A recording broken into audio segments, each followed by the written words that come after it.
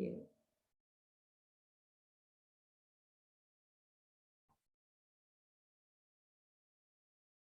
हामी इन्डस्ट्रीको कुरा गर्दाखेरि तपाईहरुले डिफरेन्ट इन्डस्ट्री जो हेर्नुभयो, अटोमोबाइल्सको कुरा गरे, हामी एफएमसीजी को कुरा गरे, बिभरेज इंडस्ट्री को कुरा गरे, एजुकेशन को छोड़े हामीले गार्मेंट्स इंडस्ट्री को कुरा गरे, इंडस्ट्री भित्र अटोमोबाइल्स को कुरा गरौं। अटोमोबाइल्स भित्र के हुन्छ भने डिफरेन्ट इंडस्ट्री, जस्तै कि टोयोटा को कुरा गरौं हामी, जीप टोयोटा हो, जीप हो, त्यसपछि तपाईको फेभरेट कोही छैन यहाँ? फोर्ड लिहालौं, तीनटै राखौं, धेरै ठाउँ छैन। अब यिनीहरूले के गर्छन् भने इन्डस्ट्री भित्र यो सायद इन्टरफर्म हो, यो सबैलाई इन्टरफर्म भनिन्छ। इन्टरफर्म भनेको सर मुस्ताङ, ओके मुस्ताङ हाल्दिउँ, यो इन्टरफर्म हो, डिफरेन्ट फर्म हो। यो डिफरेन्ट फर्मले जब इन्डस्ट्रीलाई रेलिभेन्ट आफ्नो इन्फर्मेसन पठाउँछ भने त्यो इन्फर्मेसनमा यो सबै इन्डस्ट्रीलाई फेरि साथीहरु के पठाउँछ इन्फर्मेसनमा? आफ्नो परफर्मेन्स पठाउँछ। सर यो परफर्मेन्स भनेको के हो भनौँला, पहिला बुझिहाल्नुस्, यति वर्ड याद गर्नुस्। परफर्मेन्स पठाउँछ, त्यसपछि यसले आफ्नो इफिसियन्सी पठाउँछ, रिपोर्ट पठाउँछ, र रिपोर्ट भित्र के हुन्छ भने परफर्मेन्स हुन्छ, इफिसियन्सी देखाउँछ, मेसिनको इफिसियन्सी, लेबरको इफिसियन्सी। परफर्मेन्स भनेको method of production, input output ratio के छ, त्यसपछि कस्ट स्ट्रक्चर के हो, कस्ट रेशियोहरु को रिपोर्ट पठाउने गर्छन्। सो परफर्मेन्स, इफिसियन्सी र कस्ट, त्यसपछि प्रॉफिट को इन्फर्मेसन पनि पठाउँछ। यो कुरालाई एकदम ध्यान दिएर सुन्नु होला, किनकि मिनिङमा हैन, धेरै ठाउँमा पुरै टपिकमा यो काम लागिहाल्छ हामीले। सो परफर्मेन्स एउटा रिपोर्टमा मेरो परफर्मेन्स भन्नाले मेथड अफ प्रोडक्सन र टेक्निकल एस्पेक्ट मेरो के हो, इनपुट आउटपुट रेशियो मेरो के हो, त्यसपछि इफिसियन्सी, लेबर र मेसिनको इफिसियन्सी कस्तो छ, र त्यसको युटिलाइजेसन कति कोएफिसिएन्ट हो मेसिन र लेबर, र त्यसको युटिलाइजेसन हामी कसरी गर्यौं, दैट इज इफिसियन्सी। कस्ट भनेको कस्ट स्ट्रक्चर मेरो के छ, कस्ट रेशियो इभ्यालुएट गर्छौं हामी, कस्ट रेशियो पठाउँछ सबै कस्ट रेशियो। त्यसपछि प्रॉफिटेबिलिटी रेशियो, नेट प्रॉफिट के हो, रिटर्न अन क्यापिटल इम्प्लॉयड के रहेछ भनेर सबै रिपोर्ट पठाउँछ एकअर्का फर्मले। र यो सबै इभ्यालुएसन गर्ने एउटा टेक्निक युज गर्छन्, टेक्निक यो सबै प्रॉफिट इभ्यालुएट गर्ने सबैको एकअर्का इन्टरफर्मको परफर्मेन्स, इफिसियन्सी, कस्ट इभ्यालुएट गर्नलाई जे टेक्निक युज गरिन्छ त्यसलाई भनिन्छ इन्टरफर्म कम्प्यारिजन।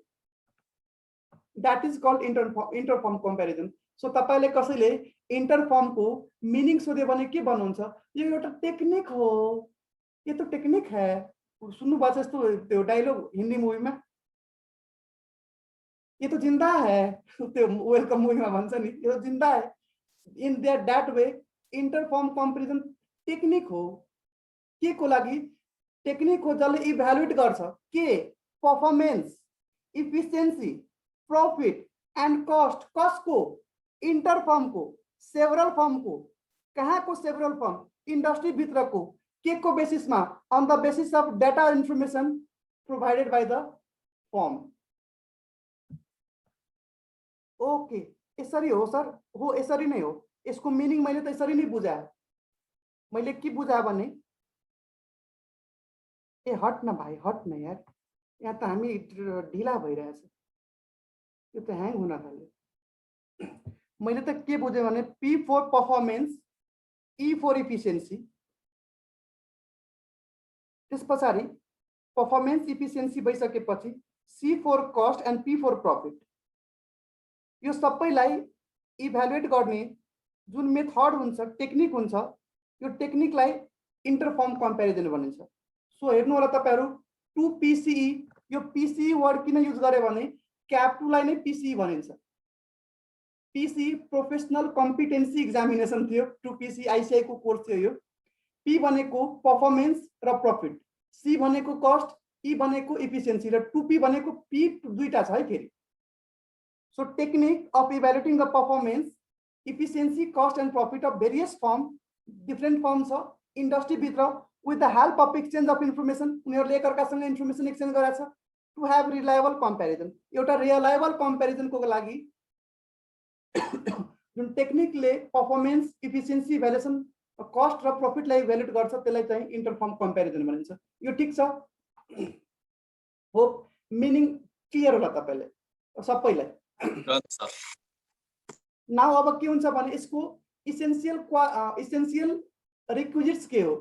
कोमा यो रिक्विजिट्स तल दिएको रिक्विजिट्स नभएको भए कोमामा जान्छ, को इन्टरफर्म कम्पेरिजन। इट मिन्स तल दिएको रिक्विजिट्स हुँदैन भने इन्टरफर्म कम्पेरिजन हुन सक्दैन, कोमामा गइहाल्छ, बेकार हुन्छ। इट मिन्स कोमाको फुल फर्म हेर्नु होला, COMA। मैले यहाँ AOC म AOC जान्छु लेख्न खोजेको थिएँ, जान्छु, तर AOC ले मलाई चान्स दिएको छैन, त्यसैले मैले क्यान्सल गरिदिएँ।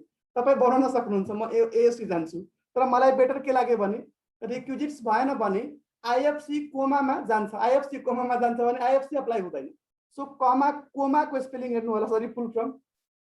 ए भनेको adaptation of uniform costing, O भनेको अर्गनाइजेसनल रिस्पोन्सिबल, C भनेको कलेक्सन अफ इन्फर्मेसन, M भनेको method of collection and presentation of information. यो चारवटा कुरा भएन भने इन्टरफर्म कम्पेरिजन हुन सक्दैन, गाह्रो हुन्छ, कोमामा गइहाल्छ, त्यसको भ्यालु हुँदैन। सो त्यसरी रट्ने कुरा भयो। अब हामी कुरा गरौँ एडप्सन अफ ए भनेको एडप्सन अफ युनिफर्म कस्टिङ। मैले भनेको थिएँ तपाईहरुलाई कि इन्टरफर्मको बर्थ नै कसले दिन्छ भने युनिफर्म कस्टिङले दिन्छ। अब के हुन्छ भने इन्डस्ट्रीले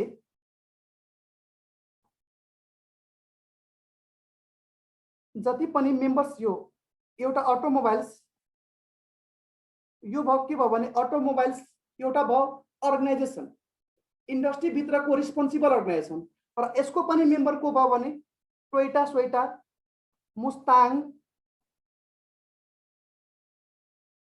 गाडीको नाम होला, हामी जिल्लाको नाम भनौँ, नभनौँ जीप। अब यिनीहरू सबैलाई गभर्न गर्न एउटा ल क्रिएट गर्नु पर्यो, मेनुअल क्रिएट गर्नु पर्यो, युनिफर्म मेनुअल। र यो मेनुअल सबैले के गर्छन्, फलो गर्छन्। जस्तै कि NFRS छ, तपाईहरुलाई थाहा छ, NFRS छ। NFRS चाहिँ ISAB ले चाहिँ के गर्यो भने NFRS लाई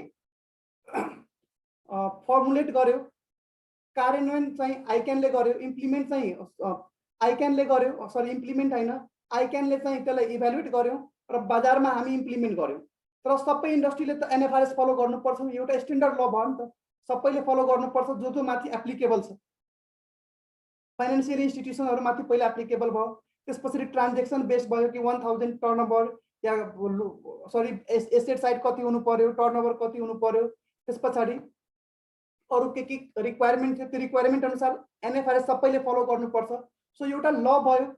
यो ल के गर्नु पर्यो भने जति पनि मेम्बर्स एसोसिएसन छ, अर्गनाइजेसन छ, सबैले एउटा युनिफर्म मेनुअल चाहिँ फलो गर्नुपर्छ। So there should be a system. पहिला के हुनु पर्यो भने त्यहाँ एउटा युनिफर्म कस्टिङको सिस्टम हुनुपर्छ। So there must be a sound system of uniform costing in a form where interform comparison scheme is implemented। जहाँ चाहिँ इंटरफर्म दुवै बीचको कम्पेयर गरिन्छ, त्यहाँ चाहिँ एउटा साउन्ड सिस्टम युनिफर्म कस्टिङको सिस्टम इस्टाब्लिश गरिदिनु पर्छ। र सिस्टम इस्टाब्लिश गर्नु भनेको कस्तो, एउटा ल र मेनुअल के गर्नु पर्यो भने प्रिपेयर गर्नु पर्यो।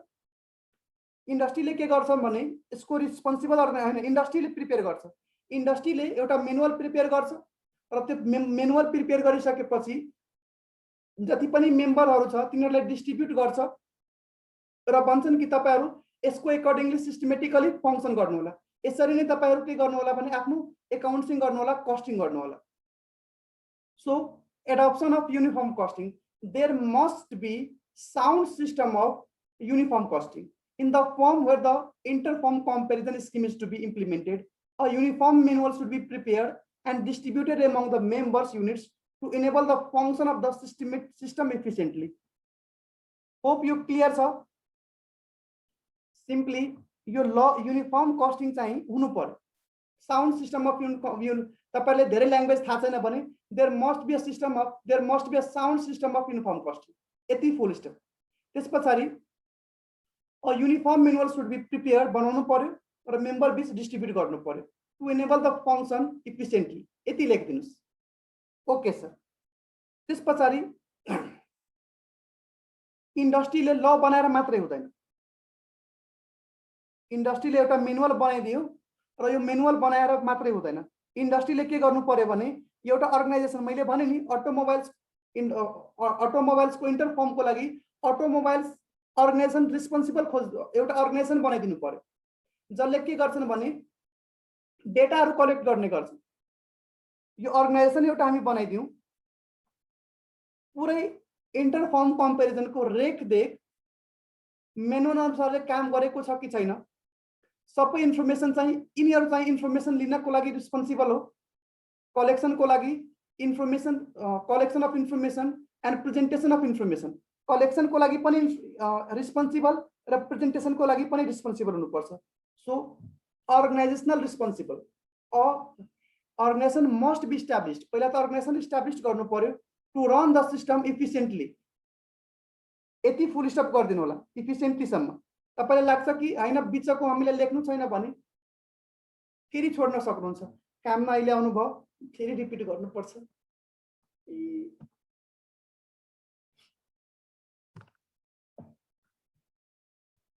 किन यति लेट हो तपाईँ काममा? माया लाग्दैन सरहरूको कि क्या हो? यसरी त माया मार्नु हुँदैन नि त ढिला ढिला आएर।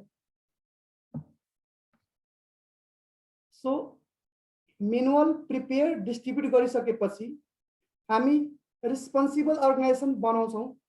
यो अर्गनाइजेसन पहिला इस्टाब्लिस्ड गर्छौँ र तपाईँले भनिदिउँ बाहिरमा जुन एडभान्स कन्ट्रीहरू छ त्यो एडभान्स कन्ट्रीसँग चाहिँ अलरेडी इस्टाब्लिस्ड अर्गनाइजेसन छ, यस्तो एजेन्सीहरू छ जस्तै कि British centre for interfirm comparison हो, British centre for interfirm comparison. त्यस पछाडि युरोपियन प्रोडक्टिभिटी एजेन्सी बाहिरमा हो भने इन्डियामा छ national productivity council, trade association authority.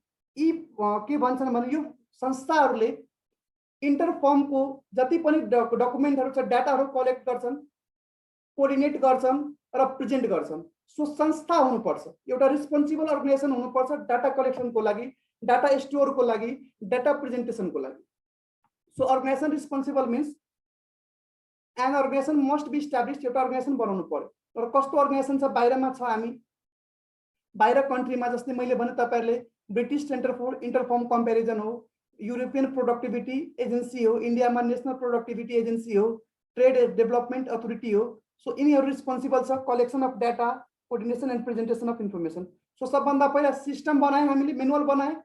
Manual बनाइसकेपछि एउटा अर्गनाइजेसन इस्टाब्लिस्ड गरे जसले के गर्छन् भने जसको काम हो data collection, coordination and presentation of data.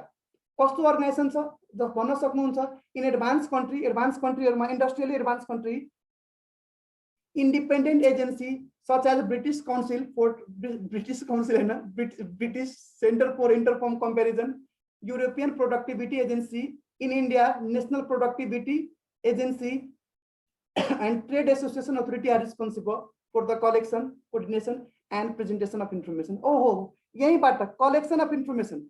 अब के इन्फर्मेसन कलेक्ट गर्छ त हेर्नुहोस् न, कलेक्सन र अर्को हुन्छ प्रेजेन्टेसन। अर्को हेर्नुहोस् न चारवटा, एउटा छ कलेक्सन अफ इन्फर्मेसन, अर्को के छ भने method of collection and presentation of information, त्यहीबाट निकाले। अब यो संस्थाले इन्फर्मेसन कस्तो इन्फर्मेसन, फर्स्टमा हेर्नुहोस् मैले भनेको थिएँ cost, that is cost structure. Cost structure, cost ratio के गर्छन् भने उहाँहरूले कलेक्ट इन्फर्मेसन कलेक्ट गर्नुहुन्छ। अर्को मैले तपाईँहरूले भनेको थिएँ इफिसियन्सी, कसको, लेबर र मेसिनको इफिसियन्सी कति हो र त्यसको युटिलाइजेसनको इन्फर्मेसन कलेक्ट गर्छ। त्यस पछाडि प्रोफिटेबिलिटी, रिटर्न अन क्यापिटल इम्प्लोइडको इन्फर्मेसन कलेक्ट गर्छ। त्यस पछाडि मैले तपाईँहरूले प्रोडक्टिभिटी पनि भनेको थिएँ। पर्फर्मेन्स भनेको इनपुट आउटपुट रेसियो के छ, method of production and technical एस्पेक्टहरू के हो, यो रिलेटेड डाटा कलेक्ट गर्नुहुन्छ। लिक्विडिटी अफ द कम्पनी, हो गड कम्पनीको लिक्विडिटी पोजिसन के छ, डुब्नेवाला त छैन नि, करेन्ट एसेट भन्दा करेन्ट लायबिलिटी बढी त छैन। सो यस्तो डाटाहरू के गर्छौँ भने हामी कलेक्ट गर्छौँ। So first we need to establish the law, we need to prepare the uniform manual and distribute to the member organization. Secondly, we need the responsible organization who are responsible for the collection, coordination and distribution of data. For example, in advanced country like in advanced countries, industrially advanced country, British Center for Inter-Firm Comparison, British Productivity Agency in India, National Productivity Council, Trade Association Authority. यति मलाई याद छ, language मिलाउनुस् तपाईहरु। अब collection of data कस्तो, relating to the cost structure, labour and machine, efficiency and utilization, return on capital employed, method of production and technical aspect, liquidity of the organization. अब यो डाटा कलेक्ट त गर्छ के method, कुन फर्मेटमा, जस्तै कि financial statement NFRS ले आफ्नै फर्मेट दिएको छ नि कि यो फर्मेटमा तपाईहरुले फाइनान्शियल स्टेटमेन्ट बनाउनु पर्छ है, balance sheet, profit and loss account. Banking कम्पनीको लागि छुट्टै फर्मेट हो, बीमा समितिको लागि छुट्टै हो, त्यसपछि ट्रेडिङहरुको लागि छुट्टै हो। त्यो फर्मेट भित्र तपाईहरुले बनाउनु पर्छ, फर्मेट भन्दा बाहिर जानु पर्दैन। डाटा त कलेक्ट गर्यो, हामी पनि त डाटा पठाउँछौं, हामी चार्टर्ड क्लाइन्टको डाटा पठाउँदैनौं र गभर्नमेन्ट अफ नेपाललाई ट्याक्स अथोरिटीलाई पठाउँछौं इन्कम ट्याक्स रिटर्न भर्ने बेलामा। कम्पनी रेजिस्ट्रारमा हामी चाहिँ आफ्नो डाटा पठाउँछौं, आफ्नो जति पनि फाइनान्शियल स्टेटमेन्ट्स हामी पठाउँछौं एउटा फर्मेटमा, र यो फर्मेट के हो, एनएफआरएस को फर्मेट हो जो माथि एप्लिकेबल छ। सो डाटा त कलेक्ट गर्यो तिनीहरुले, कुन वेमा, कुन मेथडमा, एउटा फर्ममा, स्पेसिफिक फर्ममा र कुनै एउटा टाइममा पनि। हामी पुस भित्र, पुस मसान भित्र एउटा टाइममा हामी के गर्छौं भने आफ्नो फाइनान्शियल स्टेटमेन्ट सबमिट गर्छौं भने उहाँहरुले पुस मसानतिर डाटा कलेक्ट गर्नुहुन्छ। सो एउटा इन्टरभल, पार्टिकुलर टाइम इन्टरभलमा एउटा प्रिस्क्राइब फर्मेटमा डाटा कलेक्ट गर्नुपर्छ। डाटा त कलेक्ट हुने हो, यो डाटा सबै कलेक्ट त हुने हो कहिले। सो प्रिस्क्राइब टाइम प्रिस्क्राइब हुन्छ एउटा टाइम इन्टरभलमा, क्वार्टरली हुन सक्छ, सेमी एनुअली हुन सक्छ, एनुअली हुन सक्छ, र के फर्मेटमा। सो फर्मेट पनि के गर्छन् भने यो अर्गनाइजेसनले चाहिँ फर्मेट पनि प्रिस्क्राइब गर्छ। र जति पनि मेम्बर्स फर्म छ, मेम्बर्स फर्मले आफ्नो डाटालाई चाहिँ रेशियोमा प्रोवाइड गर्छ rather than absolute figure, absolute फिगरमा प्रोवाइड गर्दैन। अब त्यो डाटा कलेक्ट गरिसकेपछि अर्गनाइजेसनले के गर्छन् भने साथीहरु त्यो डाटालाई स्टोर गर्छ आफ्नो सर्भरमा राख्छ, एन्ड त्यसपछि यसले के गर्छन् भने प्रेजेन्ट गर्छ, कसलाई, मेम्बर्सलाई प्रेजेन्ट गर्छ। सो हेर्नु होला method of collection and presentation of इन्फर्मेसनमा द सेन्टर कलेक्ट, सेन्टर भनेको responsible organisation, collect the information at fix interval in the prescribed format from the members. The information supplied by the firms or members is generally in the form of ratio and not in absolute figure. The information collected as above is stored and presented to its member in the form of report. You clear sir? First, law बनाउनु पर्यो, uniform manual बनाउनु पर्यो, distribute गर्नु पर्यो, organisation responsible हुनु पर्यो जसले data collect गर्छ, कोअर्डिनेट गर्छ, रिप्रेजेन्ट गर्छ, कस्तो data relating to cost structure, labor and machine efficiency, return on capital employed, method of production and technical aspect, if liquidity ratio तपाई लेख्न सक्नुहुन्छ, availability of raw material, wastage of raw material सबै आउँछ input output रेशियोमा। कसरी गर्ने त, यो centre जुन अर्गनाइजेसन रिस्पोन्सिबल अर्गनाइजेसन छ, the centre collect the information at the fix interval in the prescribe format and the data supplied by the firm should be in the form of ratio and not in absolute figure. त्यसपछि the center collected the information collected as above is stored and presented to its member, store गर्छन् र मेम्बरले present गर्छ केमा, रिपोर्टको फर्ममा। हो try त हेर्नुस्, आफै गर्नुपर्छ। यो त मेरो हो, सरी यस सर क्लियर भयो, यो त मेरो वे हो। तपाई यदि यो वे एडप्ट गर्न चाहनुहुन्छ भने प्र्याक्टिस गर्नै पर्छ। तपाईलाई लाग्छ कि मलाई धेरै दिनसम्म यो कुरा याद हुन्छ भने म तपाईलाई भन्दै 5 दिनपछि मलाई याद हुँदैन, फेरि हेर्छु हल्का याद हुन्छ, लेख्छु भने याद हुन्छ फेरि। सो 5 दिनपछि ट्राई एन्ड ट्राई हार्डर, त्यसपछि हुन्छ। अब हेर्नुस् के हुन सक्छ। एडभान्टेज यसको के हो त, मैले त भन्दै कि कोमामा जान्छ, तलको चाहिँ कुरा भएन भने कोमामा जान्छ। कोमामा भनेको इंटरफर्म कंपेरिजन हुन सक्दैन, त्यो कोमा भनेको कोमाको फुल फर्म तल दिइसकेको छ। Adoption of uniform costing, organisation responsible, O भनेको, सी भनेको के हो, कलेक्सन अफ इन्फर्मेसन, एम भनेको method of collection and presentation of information. In this way तपाई रट्नु होला। त्यसपछि advantage of interfirm comparison, sir यसको केही सर्टकट दिएन, यसको सर्टकट बनाउन गाह्रो भयो तर बुझाउन सकिन्छ। अब आउनुस् यो सबै। अब अर्को इक्जाम्पल लिउँ न है, एउटै कसरी डाबर बोटलर्स, युनिलिभर, यिनीहरूले चाहिँ आफ्नो एउटै इन्डस्ट्रीसँग मानिहालौँ फर इक्जाम्पल, जरुरी यो एउटै इन्डस्ट्री होइन फेरि है साथीहरू, सेम डाबर चाहिँ एफएमसिजी हो, बोटलर चाहिँ दुवै हो, एफएमसिजी पनि भन्न सकिन्छ, ब्रिभरेज पनि भन्न सकिन्छ, तर मोटामोटी ब्रिभरेज हो किनकि त्यो बनाउँछ नि ड्रिङ्क्स बनाउने टाइपको भयो। त्यस पछाडि युनिलिभर भनेको यसलाई भन्न सकिन्छ एफएमसिजी, यसले त कस्मेटिक गुड्सहरू स्याम्पू ट्याम्पू घरमा साबुन बनाउँछन्, भनौँ न एफएमसिजी एउटै मानौँ न। यिनीहरूले के गर्छन् भने आफ्नो जुन पर्फर्मेन्स डाटाहरूको पर्फर्मेन्सको एफिसियन्सीको कस्टको र प्रफिटको डाटा जुन पठाउँछ नि साथीहरू, यो जति पनि डाटा पठाउँछ युनिफर्म मेनुअल छ, त्यो मेनुअलको बेसिसमा पठाउँछन्। मेनुअललाई चाहिँ अनबाइस्ड भनेको विदाउट एनी भेस्टेड इन्ट्रेस्ट, जे सही इन्फर्मेसन छ त्यो इन्फर्मेसनलाई लिएर चाहिँ रिपोर्टिङ गर्ने, जे सही इन्फर्मेसन छ अनबाइस्ड वेमा। बाइस्ड वेमा भनेको विन्डो ड्रेसिङ गर्नु, अननेसेसरी कुरा देखाउनु, आफ्नो इन्ट्रेस्ट अनुसारको कुराहरू देखाउनु गर्छन्, त्यस्तो होइन कि अनबाइस्ड भनेको without vested interest, what is according to law, जे इन्फर्मेसन छ त्यो रेलिभेन्ट इन्फर्मेसन देखाउँ, विन्डो ड्रेसिङ नगरौँ। सो यसले सबभन्दा पहिला के गर्छ भने it ensure unbiased specialise reporting on particular problems of the concern. सबभन्दा पहिला के हुन्छ भने अनबाइस्ड रिपोर्टिङ यसले पठाउँछ। It ensure unbiased specialise reporting on particular problem. Reporting गरिसकेपछि जब सबै फर्मको रिपोर्ट आउँछ भने सबैको पर्फर्मेन्स इफिसियन्सी हामी इभ्यालुएट गर्छौँ। त्यसले गर्दाखेरि के हुन्छ भने एकअर्काको विकनेस, स्ट्रेन्थ र विकनेस थाहा पाइन्छ, एकअर्काको स्ट्रेन्थ र विकनेस थाहा पाइन्छ, र एकअर्काको स्ट्रेन्थ र विकनेस थाहा पाइसकेपछि हामी रिमेडियल एक्सन लिन सक्छौँ, किनकि एकअर्काको इन्फर्मेसन पनि त एक्सचेन्ज हुन्छ। हो मेरो यो कारणले चाहिँ के भयो भने तपाईको चाहिँ स्ट्रेन्थ रहेछ है, यो कुरा तपाईँले एप्लाई गर्नुभयो होइन, ओ हामी पनि अब गर्छौँ, हामी थाहा पायौँ कि हाम्रो विक स्ट्रेन्थ के हो र विकनेस के हो, र यसमाथि हामी काम गर्छौँ। सो पहिला के हुन्छ भने अनबाइस्ड स्पेशलाइज रिपोर्टिङ पठाउँछौँ हामी। रिपोर्टिङको बेसिसमा के थाहा पायो भने it helps concern in knowing its strength and weakness in relation to others so that remedial measure may be taken। अब जब स्ट्रेन्थ र विकनेस थाहा पाइसकेपछि जब हामी रेमेडियल एक्सन लिन्छौँ नि साथीहरू, त्यति बेला के हुन्छ भने हाम्रो त्यस पछाडि प्रोडक्टको क्वालिटी, त्यस पछाडि कस्ट रिड्युस भइहाल्छ।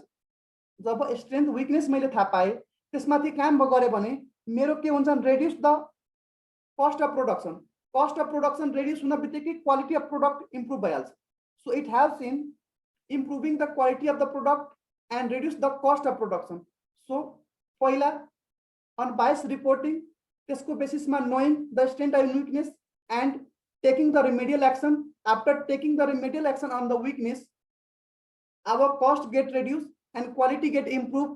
यो भइसकेपछि के हुन्छ साथीहरू, तपाईँहरूले के भनौँ यस पछाडि केही छ, यो हेरिसकेपछि मैले त बिचमा छोडिदिएँ, सरी म फेरि रिपिट गर्छु है, म रिपिट गर्छु ल, बिचको एउटा पोइन्ट छोडिदिएँ। सबभन्दा पहिला अनबाइस्ड स्पेशलाइज रिपोर्टिङ हुन्छ। रिपोर्टिङको बेसिसमा यसले के हेल्प गर्छ भने फर्मले आफ्नो स्ट्रेन्थ र विकनेस थाहा पाउँछ, किनकि एकअर्कासँग इन्फर्मेसन चेन्ज गर्छ, र त्यसको बेसिसमा के हुन्छ भने उहाँहरूले रेमेडियस एक्सन लिनुहुन्छ। आफ्नो विक्स थाहा पाउन बित्तिकै कस्ट अवेर हुन्छ, कस्ट कन्सियसनेस, ओहो यो कुराले गर्दाखेरि मेरो कस्ट बढाएको थियो है, मेरो यो कारणले गर्दाखेरि दिस रिजन मेरो गयो नेट, दिस रिजन मेरो कस्ट चाहिँ बढाएको थियो। So it helps, it develop the cost consciousness among the members of the organisation. जब कस्ट कन्सियसनेस हामी हुन्छ, अवेर हुन्छ कस्टमाथि कि यो पोइन्टले गर्दाखेरि कस्ट बढाएको थियो, अब यसमा एक्सन लिन्छौँ, त्यति बेला हाम्रो कस्ट रिड्युस भइहाल्छ। अब एक्सन लिन्छौँ, कस्ट रिड्युस हुन्छ, क्वालिटी इम्प्रुभ हुन्छ। अब यसले गर्दाखेरि के हुन्छ भने ओभरअल इन्डस्ट्री र सोसाइटीलाई के हुन्छ भने हेल्प हुन्छ। So it helps, it is advantage to the overall industry and the society। र यति इन्डस्ट्री र सोसाइटी हेल्प हुन बित्तिकै के गर्छन् भने यसले सरकारलाई पनि प्राइसिङ पोलिसीमा चाहिँ प्राइसिङ इफेक्ट गर्न सरकारलाई पनि मद्दत पार्छ।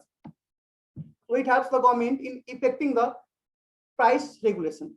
Hope you clear छ। First, unbiased specialized reporting on the particular problem। It helps in knowing the strength and weakness in relation to others so that remedial action could be taken। It develops cost consciousness among the members of the industry। It helps to improve the quality of the product manufacturing and reduce the cost, thus advantage to the industry as well as the society। when the industry and society get advantage, help the government in effecting the price regulation. Okay. Okay.